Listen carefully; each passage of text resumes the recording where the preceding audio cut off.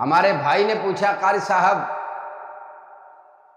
بعض لوگ کہتے ہیں کہ جب رسول اللہ صلی اللہ علیہ وسلم کی تدفین کی جا رہی تھی اس وقت سیدنا ابوبکر صدیق، سیدنا عمر فاروق، سیدنا عثمان غنی رضی اللہ تعالی عنہ موجود نہیں تھے۔ کہتے ہیں اس وقت وہ کہاں تھے؟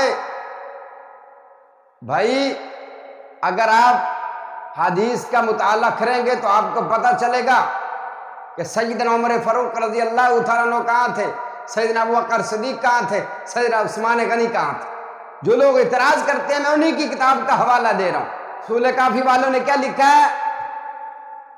کہتا ہے مہاجرین انصار کے لوگ جوگ در جوگ تشریف لا رہے تھے، نبی پاک صلی اللہ علیہ وسلم پر درود پڑھ رہے تھے، امام کائنات صلی اللہ علیہ وسلم پر مہاجرین اور انصار لوگ، سارے کے سارے مہاجرین اور تمام کے تمام انصار جو تھے وہ نبی پاک صلی اللہ علیہ وسلم کے پاس حاضر ہو رہے تھے۔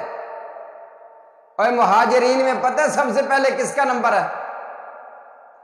مہاجرین میں سب سے پہلا نمبر سیدنا ابوبکر صدیق رضی اللہ تعالیٰ عنہ کا ہے۔ ہماری نہ مانو اپنی تو مان لو۔ ابن ماجہ کی حدیث اٹھائیے، سنن ابن ماجہ میں موجود ہے کہ رسول اکرم صلی اللہ تعالی علیہ وسلم کی جب تدفین ہونے لگی، رحمت کائنات صلی اللہ علیہ وسلم کی قبر جب کھودنے لگے، صحابہ میں اختلاف ہو گیا۔ بعض صحابہ کہتے ہیں کہ لاحد والی قبر ہونی چاہیے، بعض کہتے ہیں سیدھی ہونی چاہیے۔ صحابہ میں آپس میں کچھ تکرار ہوا نا، آوازیں بلند ہوئی۔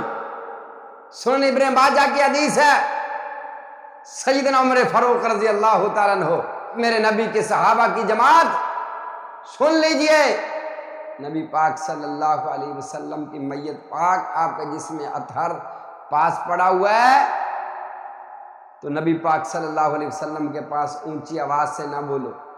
پوچھنا یہ چاہتا ہوں، اگر سیدنا عمر فاروق رضی اللہ تعالیٰ عنہ، سیدنا ابوبکر صدیق، سیدنا عثمان غنی رضی اللہ تعالیٰ عنہ نہیں تھے تو یہ بات کس نے کی تھی؟ یہ بات کس نے کی تھی؟ اور صحابہ میں جو اختلاف، اگر صحابہ موجود نہیں تھے تو پھر اختلاف کس بات کا ہوا تھا؟ اگر سیدنا عمر فاروق رضی اللہ تعالیٰ عنہ وہاں پر موجود نہیں تھے تو سیدنا عمر فاروق رضی اللہ تعالیٰ عنہ نے صحابہ کو کیسے روک لیا تھا؟